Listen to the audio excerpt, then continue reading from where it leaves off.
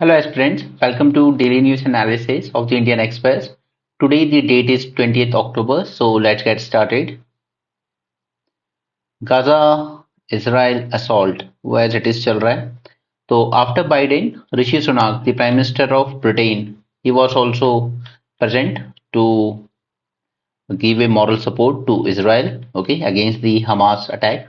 That is a act of terrorism. Right, यहाँ पर count है कितने लोग मर रहे हैं, कितने लोग घायल हो रहे हैं दोनों तरफ से. No, look at this news. Hamas likely use North Korea weapons, ये कहना है इजराइल का. ऑलराइट, सो दैट्स व्हाट मैंने आपको एक बार एक्सप्लेन किया था कि ईरान ने जब न्यूक्लियर डील को कंप्लाई किया था, उसका ट्रम्प एडमिनिस्ट्रेशन ने यूनिलैटरली इस डील को कैंसिल कर दिया. राइट, यानी कि वो ईरान को आइसोलेट ही रखना चाहते हैं, यूएसए. उस पे इकोनॉमिक सैंक्शन आपने आज तक लगा रखे हैं. बट इस सबसे हो क्या रहा है कि आप ईरान को आइसोलेट करके उससे इंटरनेशनल रूल्स नॉर्म्स इनसे बाहर निकाल रहे हो. ऑलराइट, और यहाँ पे जाने के बाद it will go kind of anarchic. Right, जो आज नॉर्थ कोरिया में हो रहा है. तो अगर आप ईरान के साथ इस तरीके से डील करता है यूएसए, तो it will and up doing nothing but creating another north Korea who is not interested in complying with any rules or regulation of international order. Alright, तो इसलिए ईरान को आप दूसरा नॉर्थ कोरिया बनाने की तरफ पुश मत कीजिए, उसको इंटरनेशनल रूल्स एंड ऑर्डर के दायरे में ही रखिए. ऑलराइट, जब वो उस डील को कंप्लाई कर रहा था पूरी तरीके से, तो फिर बेवजह उस डील से बाहर निकलना, उसको कैंसिल करने से कुछ नहीं होगा. इनफैक्ट यूरोपियन यूनियन ने भी क्रिटिसाइज किया था यूएसए के इस एफर्ट को कि जब कंप्लाई कर रहा है ईरान, तो फिर क्या दिक्कत है, क्यों नया सीन क्रिएट किया जा रहा है. ऑलराइट, सो अब देखिए यहाँ पर कि नॉर्थ कोरिया और इवन सिर्फ ये हमास की बात ही नहीं है, इवन ये भी एलिगेशंस लगे गए थे कि even north Korea and Pakistan भी न्यूक्लियर वेपन्स में कुछ ट्रेड कर रहे हैं आपस में. ठीक है, न्यूक्लियर टेक्नोलॉजी से एक दूसरे से शेयर कर रहे हैं. ऑलराइट, तो कभी भी किसी कंट्री को पूरी तरीके से आइसोलेट करके ये सोचना कि हम इसको ब्रेक कर देंगे, ऐसा नहीं होगा. It will this fall out after outside your control. Anyway, आगे चलते हैं. अच्छा, अब इस पूरी लड़ाई में ये जरूर थॉट आ रहा होगा कि अगर ये गाजा स्ट्रिप है, तो यहाँ इजिप्ट से बॉर्डर शेयर हो रही है, तो इजिप्ट इन पैलेस्टीनियन रेफ्यूजीज को जगह क्यों नहीं दे रहा है. ठीक है, इधर वेस्ट बैंक से जॉर्डन शेयर करता है, तो ये जगह क्यों नहीं दे रहे हैं पैलेस्टीनियन रेफ्यूजीज को. इसका रीजन है कि इजिप्ट जॉर्डन इन लोगों का मानना है कि इसराइल क्या करेगा कि इससे जो पैलेस्टीनियन पॉपुलेशन है, ठीक है, इनको परमानेंटली परमानेंटली इजिप्ट और जॉर्डन की तरफ धकेल देगा. ठीक है, और उससे क्या होगा कि ना रह जाएगी पैलेस्टीनियन मुस्लिम पॉपुलेशन, ना रह जाएगी कोई स्टेटहुड की डिमांड. ऑलराइट, इसलिए जॉर्डन एंड इजिप्ट रेफ्यूजीज को जगह नहीं दे रहे हैं, दोनों ने मना कर दिया है. क्योंकि एक बार जो रेफ्यूजी बन के यहाँ आ गया, फिर वो दोबारा जाना नहीं चाहता उस टेरिटरी में. ये हुआ है 1967 वॉर हो या 1948 की वॉर हो, इन लोगों की जो हुई है आपस में. ठीक है, 48 की वॉर में काफी लोग जॉर्डन की तरफ मूव कर गए थे और वो आज तक वहीं हैं. राइट, उसी तरह 67 वॉर के बाद काफी लोग इजिप्ट की तरफ मूव कर गए थे, वो लोग आज तक वहीं रह रहे हैं. तो अल्टीमेटली क्या होता है कि इन कंट्रीज पे एक पॉपुलेशन प्रेशर बढ़ता है. राइट, इनके कैंप्स आज तक चल रहे हैं, तो पूरा उनका जो खर्चा होता है वो सब एक कंट्री पे बर्डन बन जाता है. इजिप्ट का दूसरा डर ये है कि इसका ये जो सिनाई पेनिनसुला है, जो कि इसराइल के पास था, लेकिन इसराइल ने 40 ईयर्स पहले इनकी जो डील हुई थी उसे रिटर्न कर दिया था. तो इसका ये मानना है इजिप्ट का, देखिए अगर मैं रेफ्यूजीज को जगह दूंगा ना, तो इसके साथ कुछ मिलिटेंट टाइप के एलिमेंट्स हैं जो हमास के, वो भी आ जाएंगे इजिप्ट में, और सेनाई पेनिनसुला को वो एज अ बेस यूज कर सकते हैं for further attack on Israel.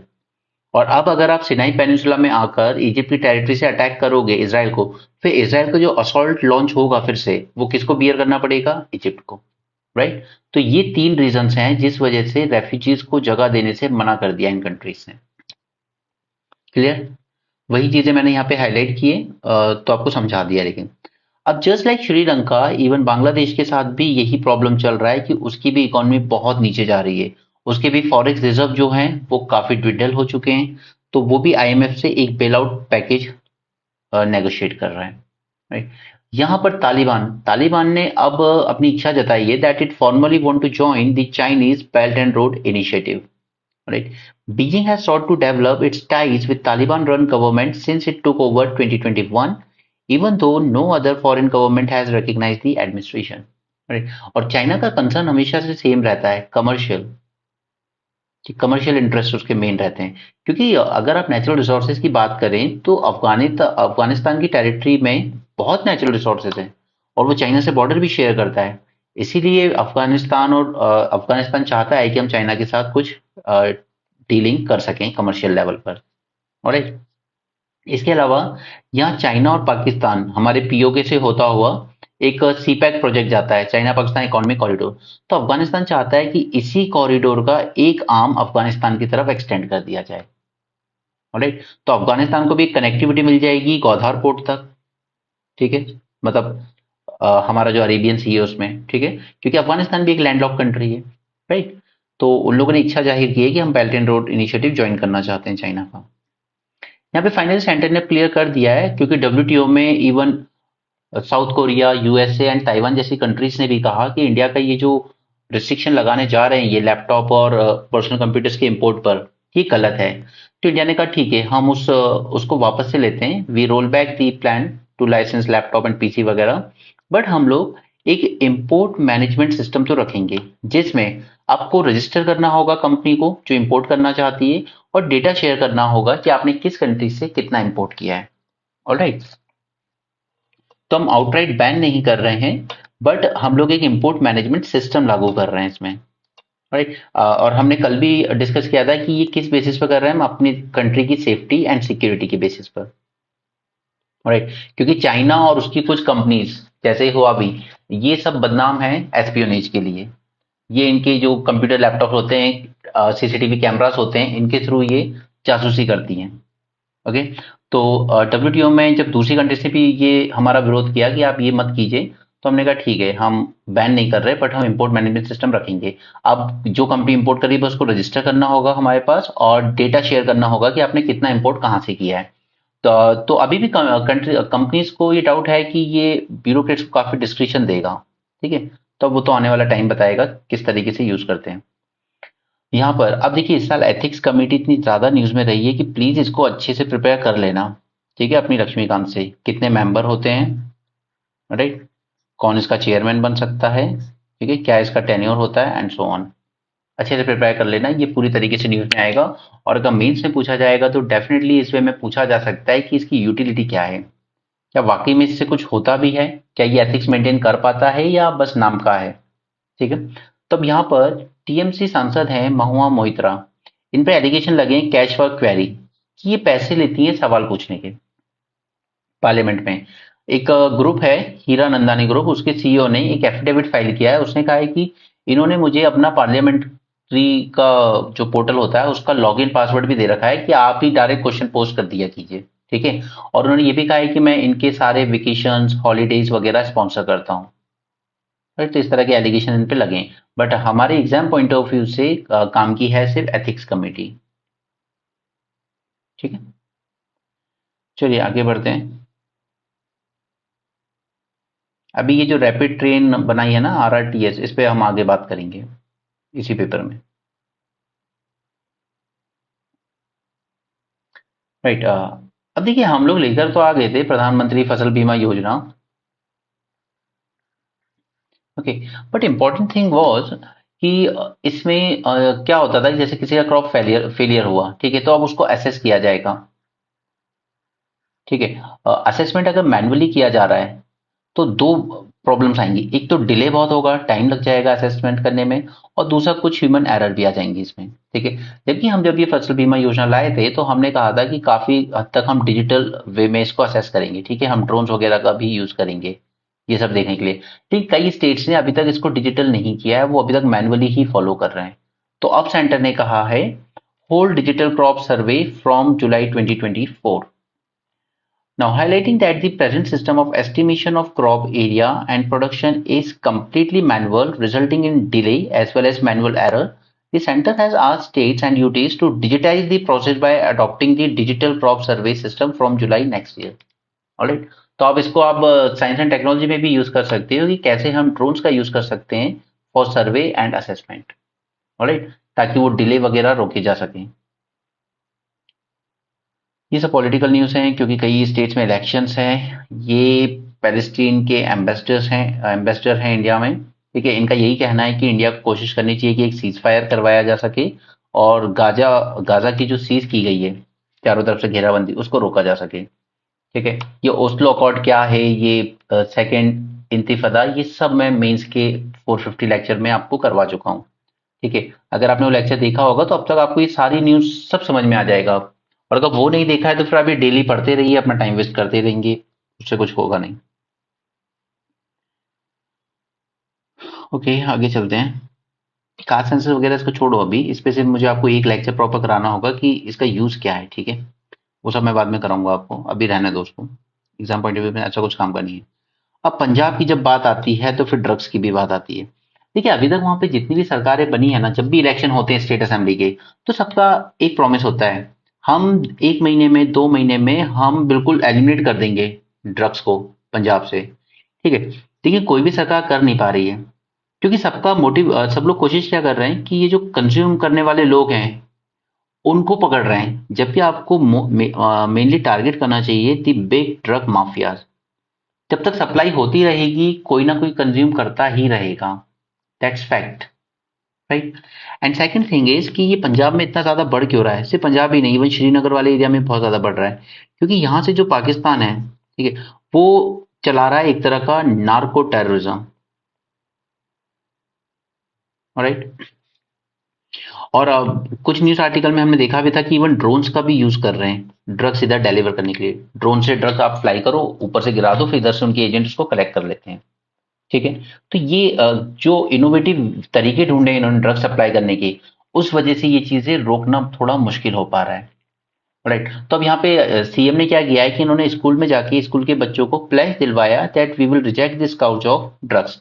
तो ऑपोजिशन पार्टी का कहना, देखिए ये एडमिशन है कि ये फेल हो गए हैं इस टारगेट को पूरा करने में, तो अगर ये फेल हुए हैं तो आप लोग भी फेल हुए। वहां आज तक जितनी सरकार बनी सबने कहा है कि हम करेंगे करेंगे ड्रग्स को एलिमिनेट, बट कोई भी नहीं कर पाया है। Okay, just second, just a second guys.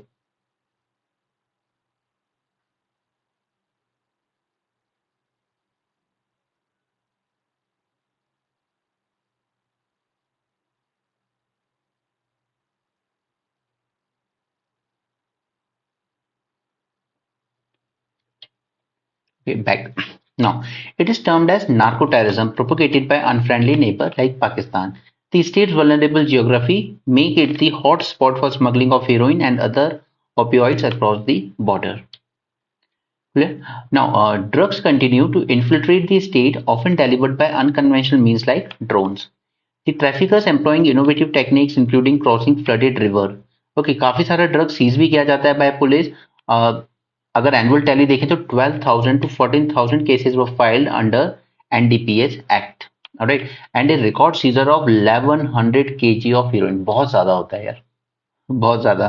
Okay, so as police operation frequently target the small end users rather than major players within the drug network, से ड्रग ओवरडोज से जो डेथ भी हो रही है वो भी 266 पर्सन की डेथ हुई है जस्ट बिटवीन 20 to 23, ऑलराइट। तो आपको इन एंड यूजर्स जो कंज्यूमर्स हैं इनको टारगेट करने की बजाय आपको बेटर है कि आप इन माफियाज को टारगेट कीजिए ताकि इसके सप्लाई को ही रोका जा सके। Clear?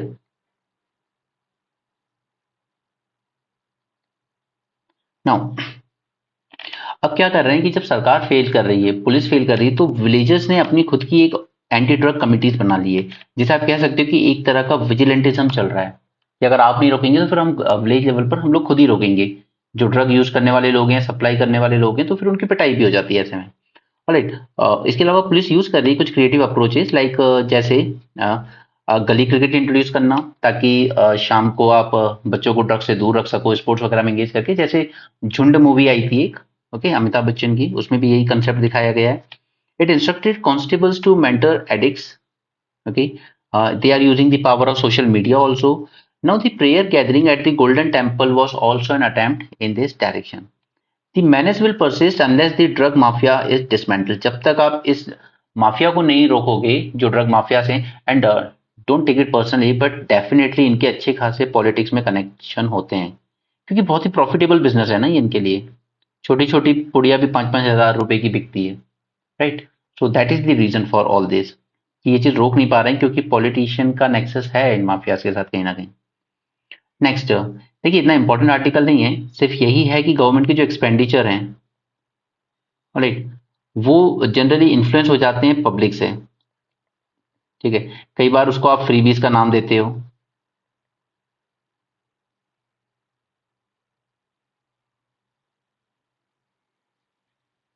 People vote political parties to office. No referendum on the expenditure allocation of priorities is taken.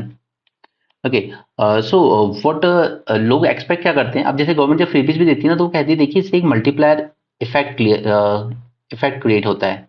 Multiplier effect like, जैसे किसान मानधन में हम लोग 6,000 रुपीज रुपीज दिए दिए जा रहे हैं अपने फार्मर्स को। ठीक है, या जैसे मध्य प्रदेश की अगर हम बात करें तो वहां पर एवरी मंथ 1,200 रुपीज दिया जा रहा है विमेन को। ऑलराइट, सो अगर ये 1,200 रुपीज वुमेन को दिए जा रहा है, तो ऑब्वियसली बात है कि वो कहीं ना कहीं इसको खर्च करेंगी, राइट। अब जब ये खर्च करेंगी तो हमारा जो मार्केट है, मार्केट में एक तरह से डिमांड क्रिएट होगी, राइट। मार्केट में डिमांड क्रिएट होगी जब चीजों की, तो ऑब्वियसली बात है कि ऊपर से जो कंपनीज वगैरह जो प्रोड्यूस कर रही हैं, सपोज कपड़े बना रही हैं या खाने की चीजें बना रही हैं, तो वो भी अपना प्रोडक्शन इंक्रीज करेंगी, और प्रोडक्शन इंक्रीज करने के लिए उनको और ज्यादा एम्प्लॉयमेंट देना पड़ेगा लोगों को, राइट। और फिर इससे हमारी पूरी इकोनॉमी एक बार फिर से बूम पे आती है। क्लियर? सो यही बस इस आर्टिकल में बताया गया है कि चाहे वो अम्मा मील स्कीम हो तमिलनाडु की, या free electricity scheme in Delhi, free travel for women in public transport and so on, they find favour with the majority as most people belong to lower end of the income distribution, so they are more inclined to give freebies as they are closer to the citizens than the centre.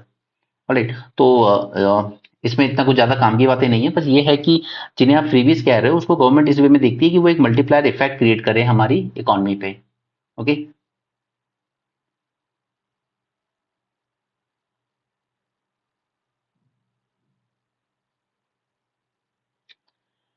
चलिए आगे चलते हैं। ये article काफी important है हमारे लिए।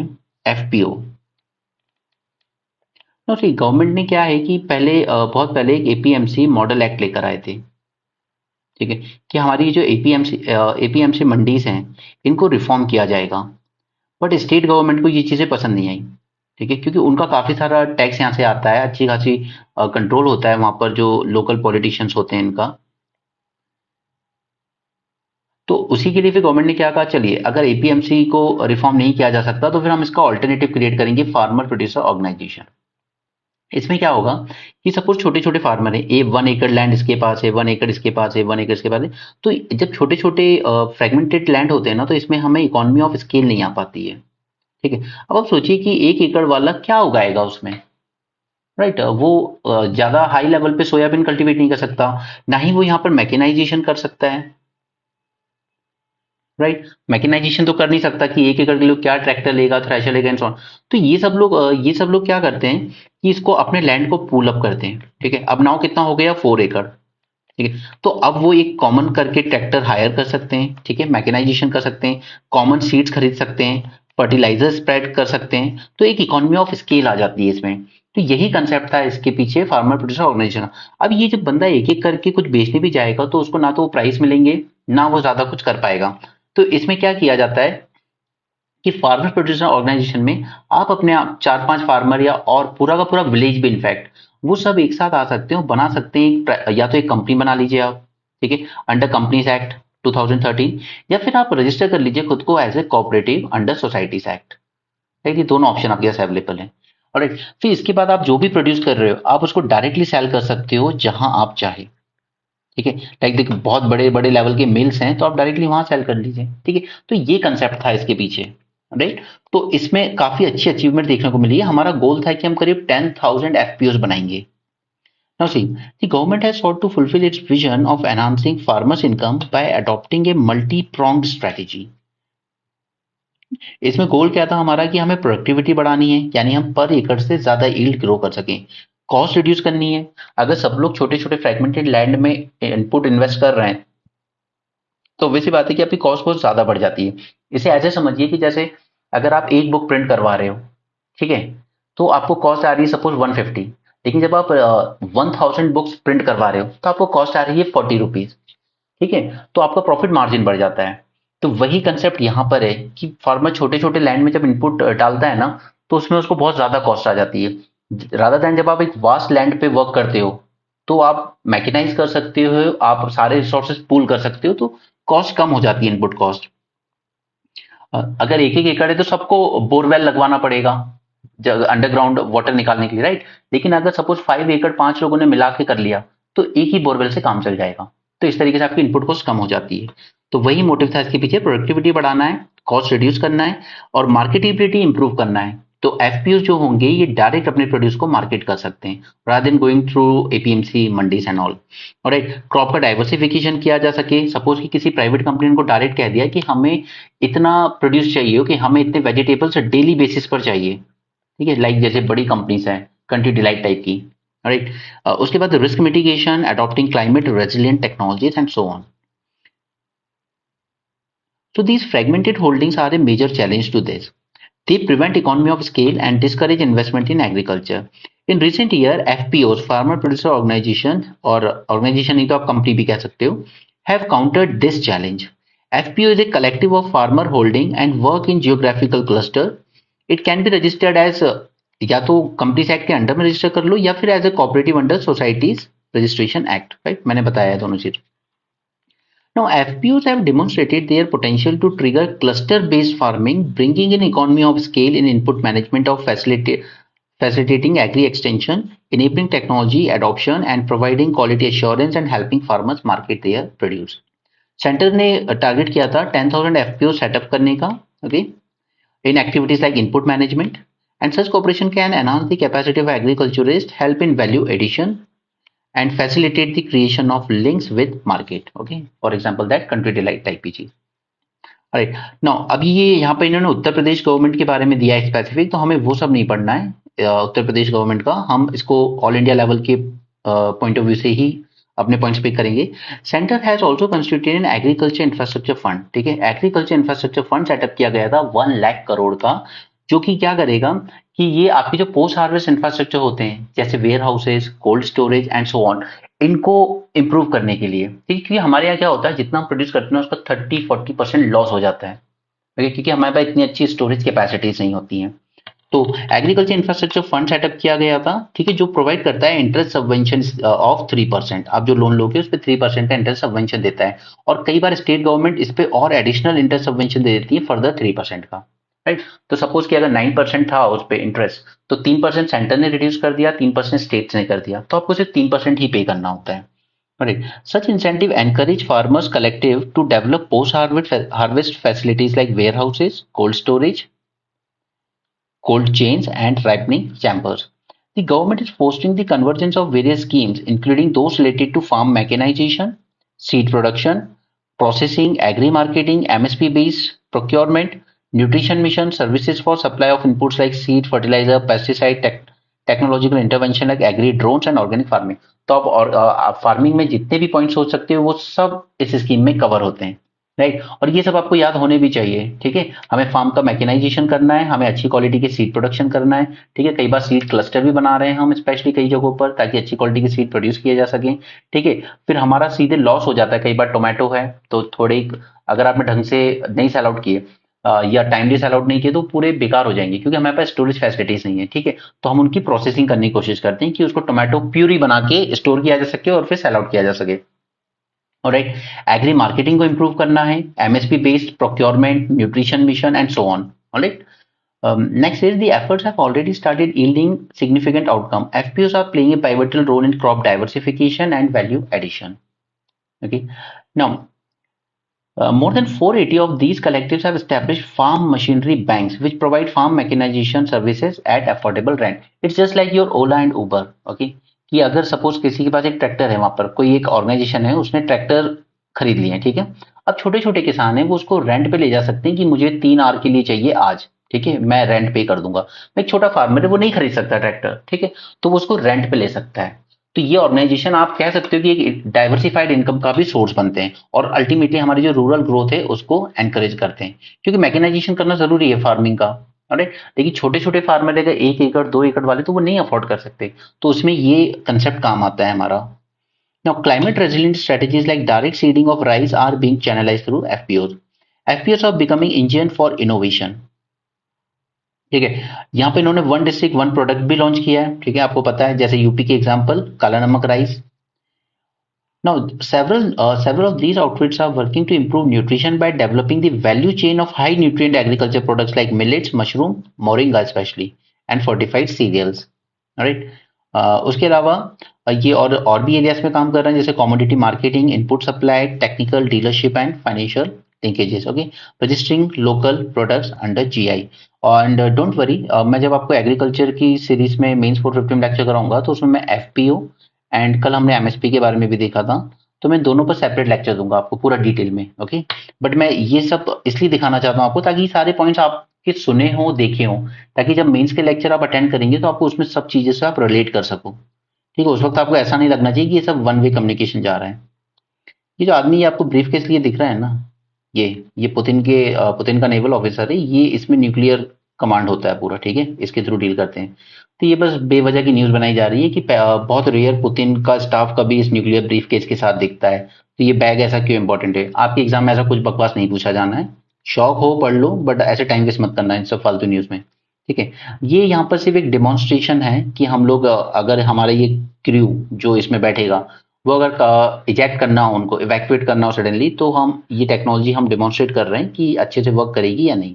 ठीक है, बाकी इसमें ऐसा कुछ नहीं है जो आपसे एग्जाम में पूछा जाएगा। इट इज जस्ट की flight test vehicle abort mission 1, it will demonstrate the performance of crew escape system of the Gaganyaan project. ठीक है, इस सिस्टम को सिर्फ टेस्ट कर रहे हैं कि ये सही से काम करेगा, but again not important for your exam.